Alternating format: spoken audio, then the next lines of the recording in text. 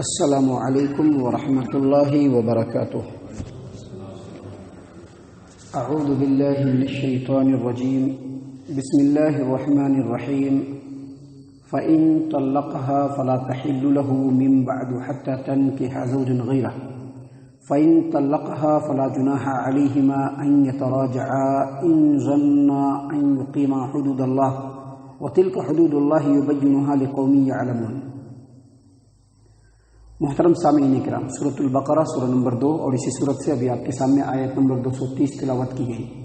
سامعین کرام، آپ کو یاد ہوگا کل کے درس میں ہم نے آپ کو بتلایا تھا، اللہ تبارک و تعالیٰ نے اس سے پہلے کی آیت کریمہ آیت نمبر 229 سورۃ البقرہ، اللہ نے فرمایا الطلاق مرتان، یعنی وہ طلاق جس میں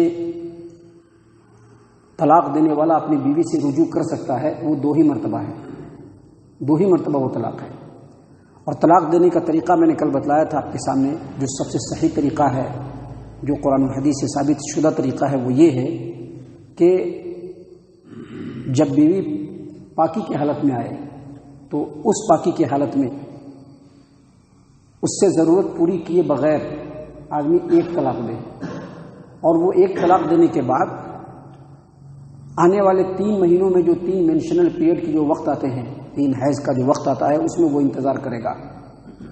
اگر ان 3 جو مہینے کی جو مدت کی جو ایک مدت ہے عدت، اگر اس درمیان میں ایک ساتھ رہنے کی کوئی صورت بن جاتی ہے، صلح کی کوئی صورت نکل آتی ہے، دونوں کی ایک دوسرے سے رغبت ہو جاتی ہے، تو وہ اس میں رجوع کر سکتا ہے، رجوع کر لے گا، شوہر و بیوی ساتھ رہنے لگیں گے۔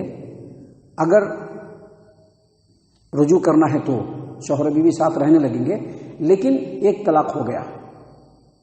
اللہ نے کیا فرمایا؟ الطلاق مرتان، یعنی جس طلاق میں رجوع کرنے کا بندے کو حق حاصل ہے وہ صرف 2 ہی مرتبہ ہے، تو ایک مرتبہ ہو گیا۔ اب کبھی پھر زندگی میں اس طرح کی نوبت آ گئی، کوئی ناچاکی ہو گئی، انبن ہو گئی، بہت زیادہ دلوں میں نفرت پیدا ہو گئی، تو پھر شوہر نے طلاق دیا، تو یہ دوسری مرتبہ ہو گیا۔ اب اس میں ایک مرتبہ اور، یعنی اس مرتبہ اس کو حق حاصل ہے کہ جو ایک طلاق دینے کے بعد جو 3 حیض کی جو عدت کی مدت ہے، اس درمیان میں وہ رجوع کر سکتا ہے۔ لیکن اگر یہ دونوں طلاق دینے کے بعد اب دونوں طلاق، پہلی بار طلاق دیا تھا، عدت کے اندر رجوع کر لیا، 3 حیض کے اندر میں 3 مہینے کے اندر میں رجوع کر لیا، ایک طلاق پڑ گیا۔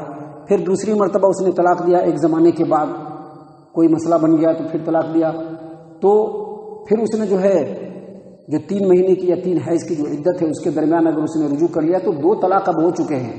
اگرچہ بیوی کو اس نے رجوع کر لیا ہے، اگرچہ وہ بیوی اس کی بیوی بن گئی ہے، لیکن 2 بار طلاق پڑ چکا ہے۔ الطلاق مرتان کا یہی مطلب ہے کہ 2 مرتبہ طلاق ہے، طلاق رجعی، جس میں رجوع کر سکتے ہیں۔ لیکن اب جب رجوع کر لیا تو 2 طلاق تو پڑ گیا، اب کبھی بھی زندگی میں تیسری طلاق اگر دیتا ہے تو اب اس کے بعد رجوع کرنے کا حق حاصل نہیں ہوتا ہے۔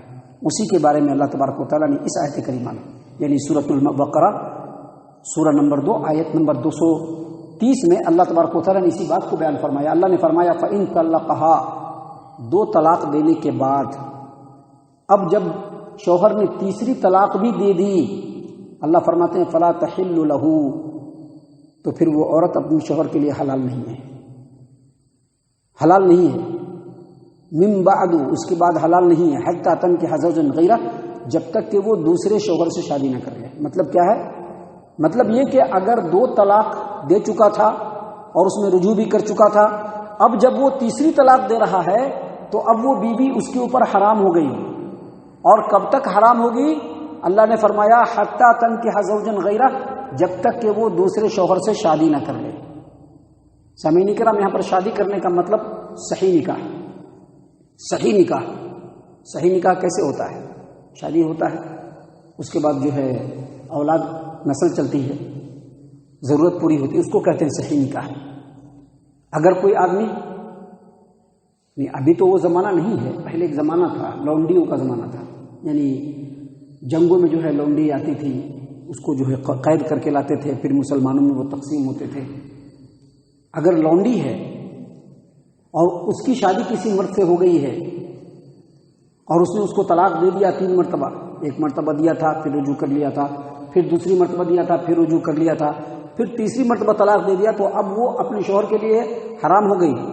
اب یہ کب حلال ہوگی؟ جب کسی دوسرے مرد سے جیسے شادی کرتے ہیں ویسے شادی کرنا، شادی کرنے کا جو مقصد ہوتا ہے وہ دل کے اندر رہنا، نیت کے اندر رہنا، اور شادی کی جو ضرورتیں ہوتی ہیں وہ ضرورت پوری کرنا۔ اب چونکہ یہ گلونڈی ہے، اب اس کا آقا جو ہے اگر اس سے ہم بستری کر لیتا ہے نکاح کیے بغیر تو بھی حلال نہیں ہوگی۔ اور اگر کوئی آدمی نکاح کرتا ہے اور نکاح کرنے کے بعد ضرورت پوری نہیں کرتا ہے تو بھی حلال نہیں ہوگی۔ اس سلسلے میں دیکھیے ایک روایت ہے، صحیح مسلم کی روایت ہے، صحیح مسلم کتاب النکاح حدیث نمبر 1433 یعنی 1433 نمبر کی روایت صحیح مسلم کتاب النکاح کی ام المومنین عائشہ رضی اللہ عنہا روایت کرتی ہیں کہ پیارے رسول صلی اللہ علیہ وسلم سے پوچھا گیا ایسی عورت کے بارے میں کہ جس سے کسی آدمی نے نکاح کر لیا، نکاح کرنے کے بعد ایک زمانہ گزارنے کے بعد اس کو طلاق دے دیا، تینوں طلاق، ایک بار طلاق دیا تھا پھر رجوع کیا، پھر طلاق دیا تھا پھر رجوع کیا، پھر طلاق دیا تھا پھر رجوع کیا، یعنی 2 بار طلاق دے کر کے تیسرا طلاق دیا اس نے، تو طلاق دے دیا۔ اب جب طلاق دے دیا تو دوسرے مرد نے اس سے شادی کیا۔ اب جو دوسرے مرد نے اس سے شادی کیا تو اس کے ساتھ ضرورت پوری نہیں کی، ہم بستری نہیں کیا۔ نبی صلی اللہ علیہ وسلم سے پوچھا کہ کیا یہ اپنے پہلے شوہر کے لیے حلال ہے؟ تو اللہ کے رسول صلی اللہ علیہ وسلم نے فرمایا کہ لا حتی لا یذوق الآخر من عسیلتها ما ذاق الاول، جس طرح سے پہلے شوہر کے ساتھ اس نے زندگی گزاری تھی، جب تک اس شوہر کے ساتھ وہ زندگی نہیں گزار لگی جب تک وہ اپنے پہلے شوہر کے لیے حلال نہیں ہو سکتی ہے۔ مقصود یہ ہے کہ نکاح کا اصلی مقصد ہونا چاہیے، نکاح کا جو مقصد ہوتا ہے نا، ساتھ رہنا، زندگی بسر کرنا، بال بچے ہونا، یہ اصل مقصد ہونی چاہیے اس طرح کا نکاح۔ اگر کوئی آدمی یہ سوچ کر کے نکاح کرتا ہے کہ فلاں نے اپنی بیوی کو طلاق دے دیا ہے، اب کیا کرنا ہے؟ حلالہ کرنا ہے۔ کیسے حلالہ کرنا ہے؟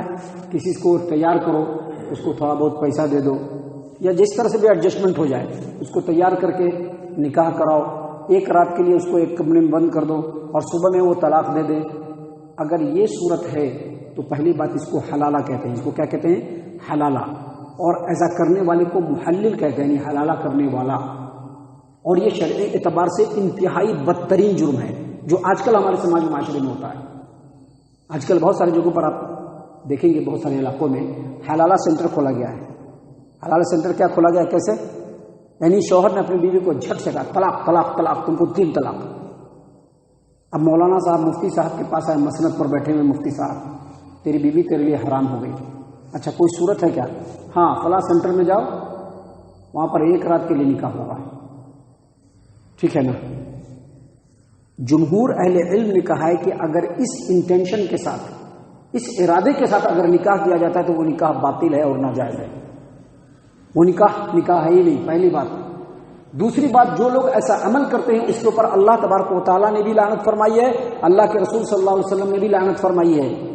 سنن نبی داؤد کتاب النکاح باب فی التحلیل، اللہ کے رسول صلی اللہ علیہ وسلم نے فرمایا لعن اللہ المحلل والمحلل له، اللہ تبارک و تعالیٰ نے حلالہ کرنے والے اور حلالہ کروانے والے دونوں کے اوپر لعنت فرمائی ہے۔ اور جامع ترمذی کی روایت ہے، حدیث نمبر 1120، نبی صلی اللہ علیہ وسلم نے لعنت فرمائی ہے حلالہ کرنے والے کے اوپر بھی اور حلالہ کروانے والے پر۔ کیوں؟ کیونکہ یہ بڑی بےغیرتی کی بات ہے، یہ بڑی بےغیرتی کی بات ہے۔ 1 رات کے لیے کسی کو یا عورت کو حوالے کرنا، یہ بہت ہی بےغیرتی کی بات ہے۔ یہ حلالہ نہیں، یہ بدکاری ہے، یہ بدکاری ہے۔ امام حاکم نے اپنی کتاب المستدرک علی الصحیحین کے اندر روایت نقل کیا ہے، عبداللہ ابن عمر رضی اللہ عنہما سے پوچھا گیا، ایک آدمی نے پوچھا کہ آپ کا کیا خیال ہے اس عورت کے بارے میں کہ جس عورت کو اس کے شوہر نے طلاق دے دیا، اب اس کے دوسرے مسلمان بھائی نے اس سے مشورہ کیے بغیر اس انٹینشن اور اس مقصد سے شادی کیا کہ اپنے بھائی کے لیے حلال کریں گے، تو کیا وہ حلال ہوگی؟ کہا کہ نہیں، ایسا نہیں ہو سکتا ہے، ایسا نہیں ہو سکتا ہے۔ ہم رسول اللہ صلی اللہ علیہ وسلم کے زمانے میں اس کو بدکاری یا زناکاری تصور کرتے تھے۔